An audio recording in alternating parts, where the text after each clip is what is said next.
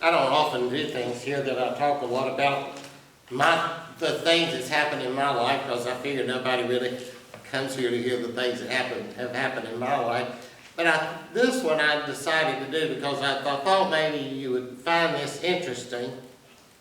And all of us were young at one time. Now, I went to college back for my undergraduate work at Chapel Hill. And today I look back fondly on my college years, but I never liked school. And back then I absolutely detested school. I wanted to get it over with as quickly as possible.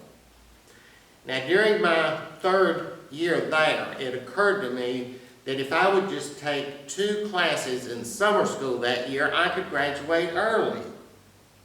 And so that summer, I went to Gardner-Webb and took 2 classes for a few weeks.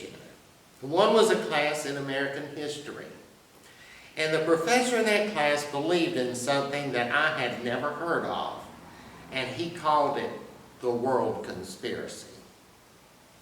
Now, he believed that the major parts of the world are controlled by a relatively small group of wealthy and influential people who operate behind the scenes, and they underhandedly manipulate things to make things go their way on the world level.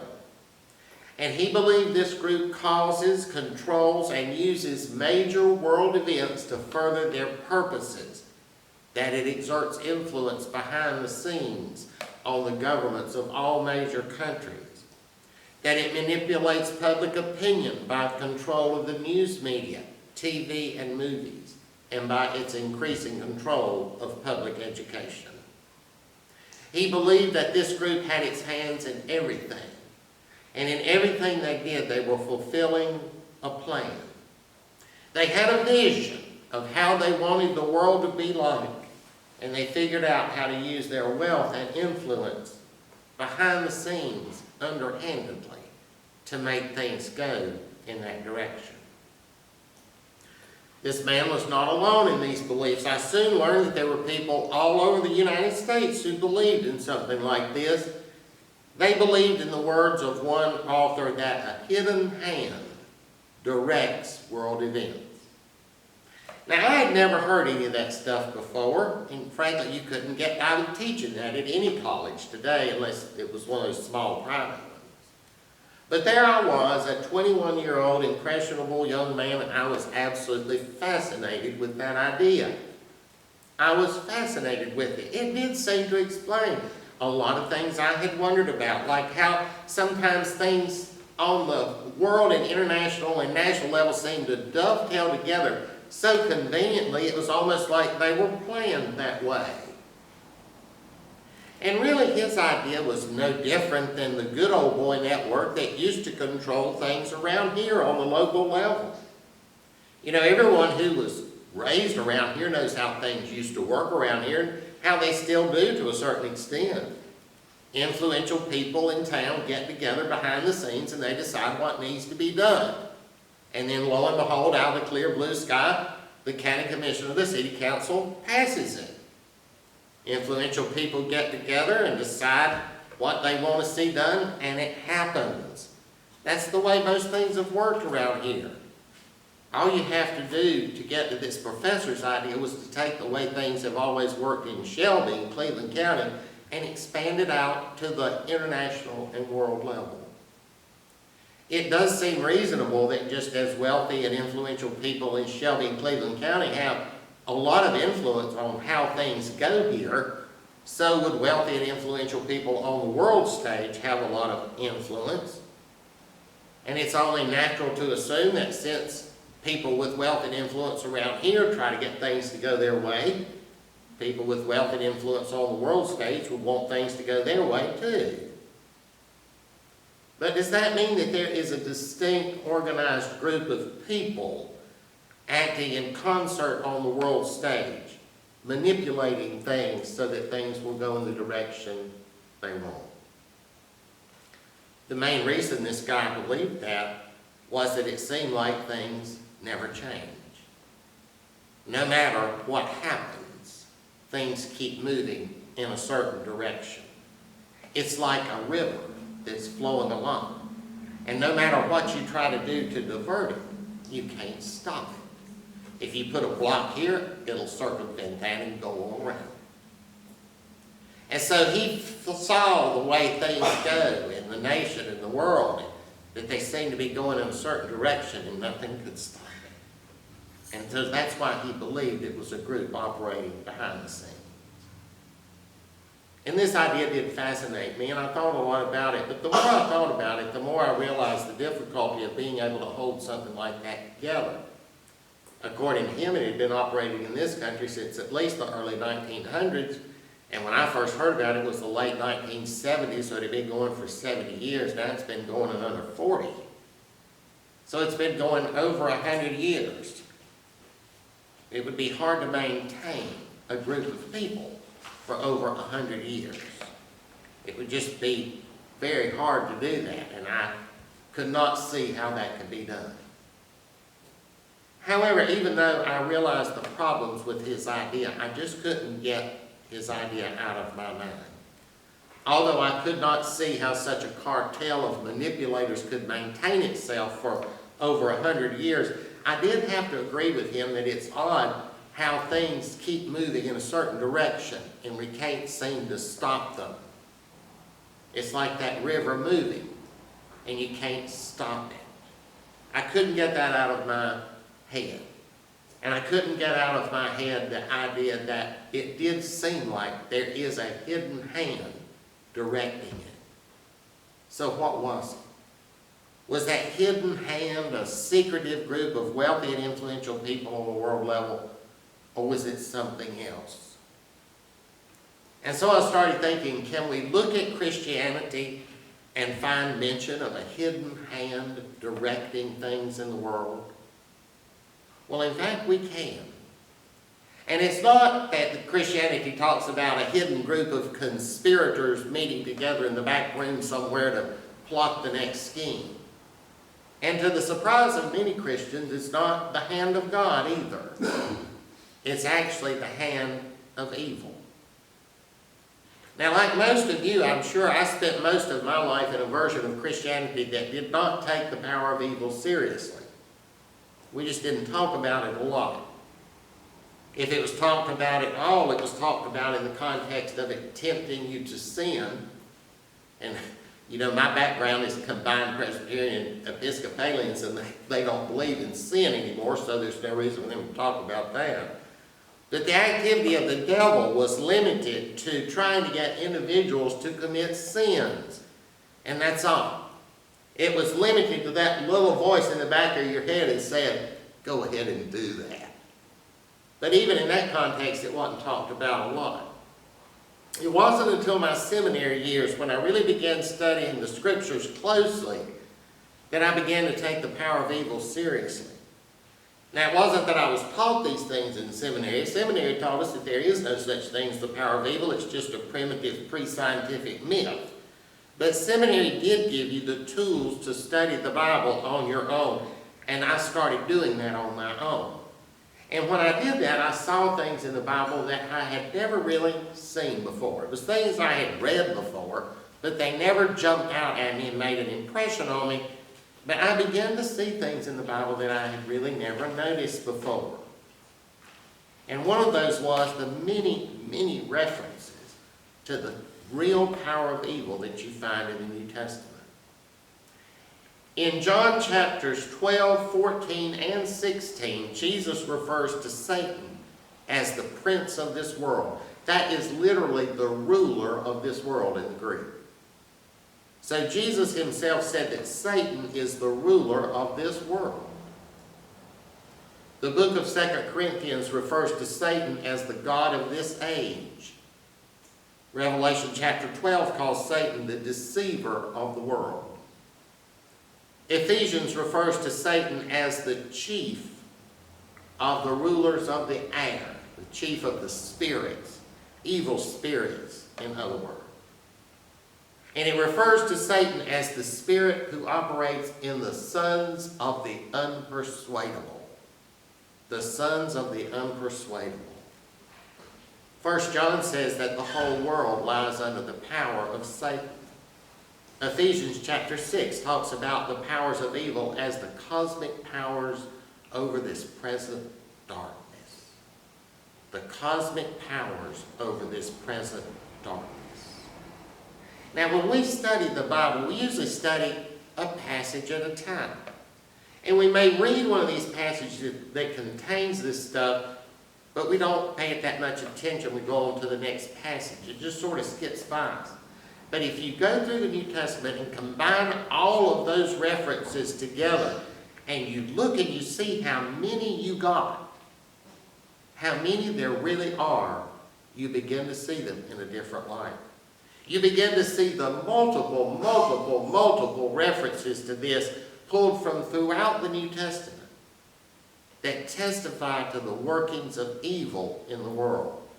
Passages that say that evil is the ruler of this world. You can go through and get another group of passages also from the New Testament. And it describes how this power operates. The book of 2 Corinthians talks about the designs of Satan, the purposes of Satan, and warns against being outwitted by him. That's literally warns us against being seduced by Satan. And that tells us that evil works by attracting people to do something that is inadvisable for them to do. And it does that by fooling them into thinking that it is actually in their best interest to do it. It operates, in other words, by trickery. The book of 2 Thessalonians tells us that Satan works by wicked deception. He fools people. He gives a mistaken impression. He tricks people into believing things that are not true. It says that Satan works by blinding people's minds. The book of Revelation says that Satan works through deception. Jesus himself said that the devil is a liar and the father of all lies. The book of 2 Timothy says that the devil lays snares for us. And it says that he captures unwitting people to do his will. The book of 2 Corinthians also speaks of Satan as cunning. That's literally craftiness, cleverness, deceit, and underhandedness. 1 Peter talks about the devil prowling around looking for someone. Ephesians chapter 6 talks about the devil working through trickery. The book of 2 Corinthians talks about the devil using disguises. And in Matthew chapter 13, Jesus has an interesting passage where he describes someone, the devil, as someone who works by cunning and by snatching people away. Now, interesting that Jesus used that description, because usually when we think of it, we think of people turning willingly to do evil. People turning willingly to follow evil. But that's not how Jesus described it. Jesus did not say that these people go to this willingly, knowing full well what they're doing. Instead, he says that they are snatched away. Snatched away. Now, all this stuff about Satan that you hear all over the New Testament. And yet in most versions of Christianity, it's scarcely mentioned. And if it is mentioned, it'll be glossed over. But back 15 years or so, when I was in seminary, as I began studying the Scriptures very closely, all these things began jumping out at me. And once you start noticing it, once you start noticing that major theme that forms in the New Testament, you see it more and more in its clarity. And I started taking more seriously what the New Testament says about it. I realized I could not gloss it over and dismiss it as a pre-scientific myth. I could not act like it's not there. I realized that if I wanted to understand the New Testament and understand the work of Jesus, I had to take that seriously. And back then, when those ideas first came into my mind, one of the first things that popped into my mind was that professor I'd had at Gardner-Webb some 40 years earlier. He had detected a hidden hand in world events in the background, underhandedly, slyly manipulating things. He identified that hidden hand as a group of wealthy, influential individuals on the world stage. But when I started thinking more seriously about the power of evil, I recognized that the power of evil might well be that hidden hand that he was trying to ascribe to a group of individuals back so many years ago.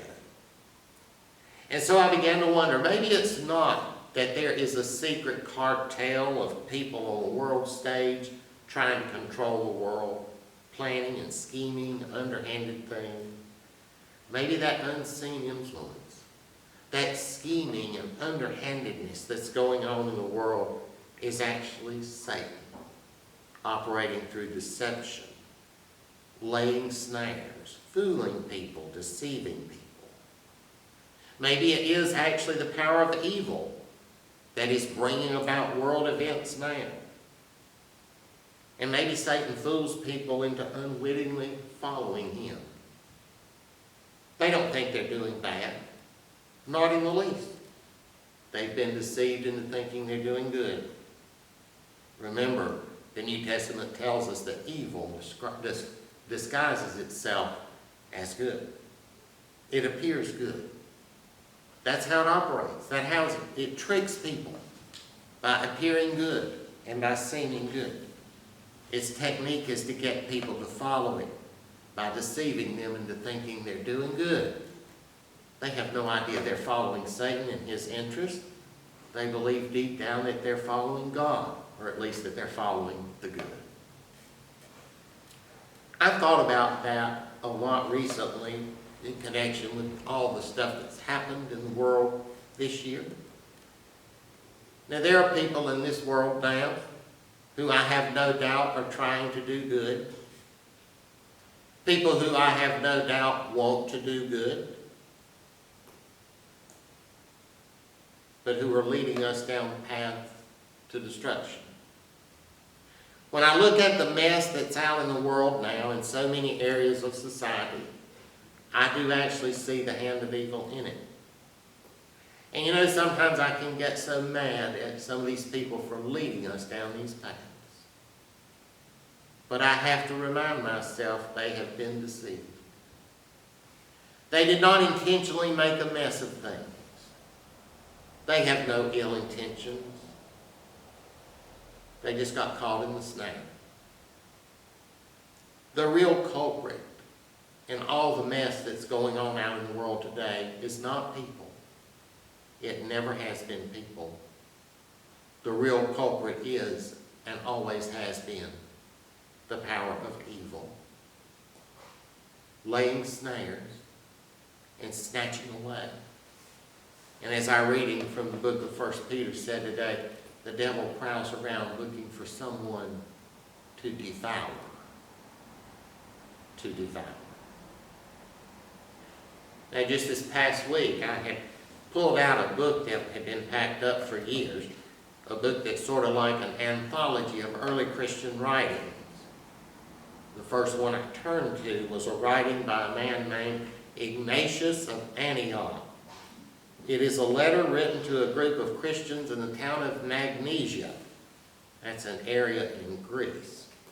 And no one knows much about the man Ignatius of Antioch except that he was active around the year 100. That's a period of Christian history that we don't know much about because not a lot has survived from that. It's right after the New Testament period. We know very little about that. As I was reading this letter that has survived from Ignatius of Antioch, something jumped out at me in the second paragraph. He says this: if we endure in him, and him means Jesus, all the evil treatment of the prince of this world, and that's Satan, and escape, we shall attain unto God. If we endure in Jesus all the evil treatment of the devil and escape, we shall attain unto God. I then flip to the next writing in that book. Is by somebody else around the early 100s.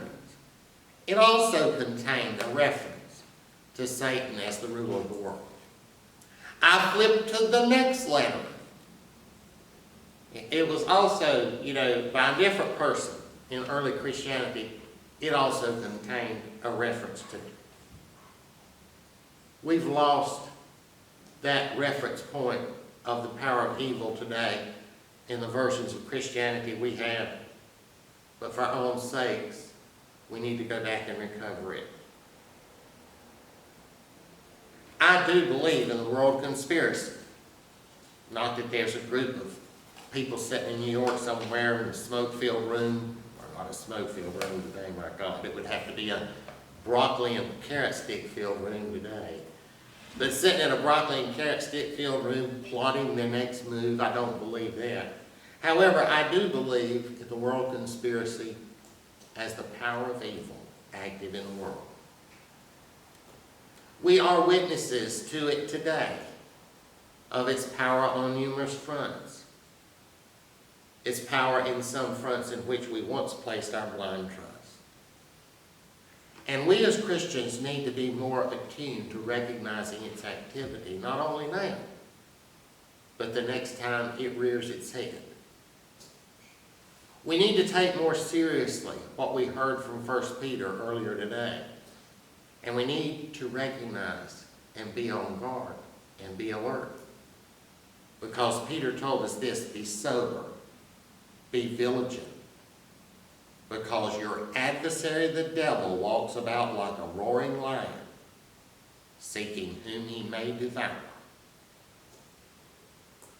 And that is just as true today as it was 2,000 years ago when it was written.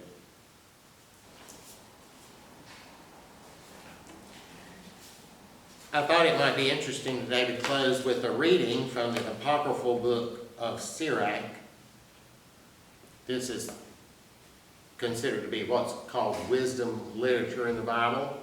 Wisdom literature is concerned with your daily life, and it gives advice to your daily life. It would be comparable to the books in the Old Testament of Ecclesiastes and Proverbs. And this comes from about 200 years before the time of Jesus. The vengeful will face the Lord's vengeance, for he keeps a strict account of their sins. Forgive your neighbor the wrong he has done, and then your sins will be forgiven when you pray. Does anyone harbor anger against another and then expect healing from the Lord? If one has no mercy toward another like himself, can he then seek forgiveness for his own sins? If a mere mortal harbors wrath, who will make an atoning sacrifice for his sins? Remember the end of your life and set enmity aside. Remember corruption and death, and be true to the commandments. Remember the commandments, and do not be angry with your neighbor. Remember the covenant of the Most High, and overlook faults. Refrain from strife, and your sins will be fewer. For the hot-tempered kindle strife. The sinner disrupts friendships and sows discord among those who are at peace. In proportion to the fuel, so will the fire burn. In proportion to the obstinacy, so will strife increase. In proportion to a person's strength will be his anger, and in proportion to his wealth he will increase his wrath. A hasty quarrel kindles a fire, and a hasty dispute sheds blood. Curse the gossips and the double-tongued, for they destroy the peace of many. Slander has shaken many and scattered them from nation to nation. It has destroyed strong cities and overturned the houses of the great. Slander has driven virtuous women from their homes and deprived them of the fruit of their toil. Those who pay heed to slander will not find rest, nor will they settle down in peace. The blow of a whip raises a welt, but a blow of the tongue crushes the bones. Many have fallen by the edge of the sword, and many have fallen because of the tongue.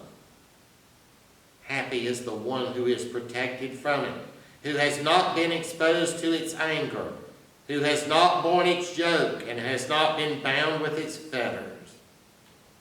For the yoke of the tongue is a yoke of iron, and its fetters are fetters of bronze. Its death is an evil death, and Hades is preferable to it. But it has no power over the godly. They will not be burned in its flame. Those who forsake the Lord will fall into its power. It will burn among them and will not be put out. It will be sent out against them like a lion, like a leopard it will mangle them. As you fence in your property with hedges, so make a door and a bolt for your mouth. As you lock up your silver and gold, so make balances and scales for your words. Take care not to err with your tongue. Take care not to fall victim to one who is lying in wait.